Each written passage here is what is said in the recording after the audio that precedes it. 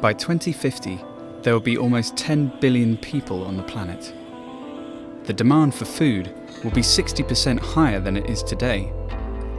And due to climate change, we'll have fewer resources to make that food.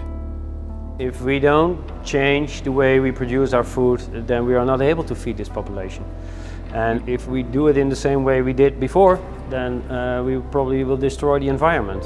We came to the world's leading facility for agricultural research to see how scientists here are facing up to these challenges. We tend to say we want to produce more in order to feed the world, but we want to do it with less inputs, so less fertilizer, less pesticides, less energy, and so on. And we want to do it better. One method that's already proven successful is vertical farming. In these type of systems, if there doesn't come any pest or disease in, you don't need pesticides. The water use is very limited because all the water that we supply to the roots will be reused. And we grow many layers above each other. We need only maybe 1% or less than 1% of the land area. But since lamps provide all of the light the plants need to grow, energy use is still a drawback. This is where Leo's work comes in. So here we're looking at an experiment with different light colors, because you can see the different colors, the red, the blue, the purple. We want to use as little light as possible, but get the best plant out of it. And then the question is how much light, what moment of the day, or what color. And yeah, this is then an example of many of the colors that we are investigating. Elsewhere on campus, Rick van der Zedde and his team are designing the latest robot technology to help farmers scale up their production. If we want to scale up, we are convinced that automation can be a big benefit for farmers to simply produce more, for instance, with the same amount of personnel. But to be able to harvest as well as a human, these robots need the latest artificial intelligence. One of the bigger challenges is, can you determine the ripeness stage and the location of the pepper in the greenhouse or the broccoli on the field? And there is this new deep learning technique that we are now using.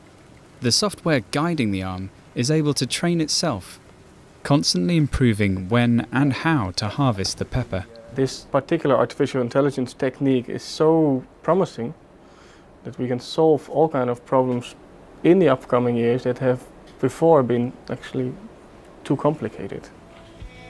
There are some problems that artificial intelligence alone can't solve, however.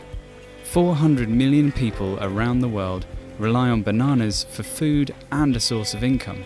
But the most commonly farmed variety, the Cavendish, is under threat from a strain of fungus known as TR4. We have now TR4 causing Panama disease in Cavendish bananas that is spreading around the world. The most important reason for that is that we grow one single variety around the world, which is super susceptible. Gert Kamer is searching for new banana varieties that are naturally resistant to TR4 infection. He has already had success breeding bananas at the university, but he knows that the problem is too big to solve alone. I don't want to breed new banana varieties in the backyard of Wageningen. Forget it, that's impossible. You really need a commercial, professional breeding program that is targeted on the consumer and that uses the latest technologies to speed it up. So what we are trying to achieve, and we are very far on track there, is to get private breeding companies involved to make new resistant varieties. The head of Wageningen University in Research thinks it will be possible to meet the world's future food needs, but it won't be easy. I'm fully confident that we can do it, but it needs governments to have a policy. It needs investment from the private sector. It needs to have a new generation of farmers. So a lot of things have to happen for us collectively to apply the technology, and that cannot be taken for granted.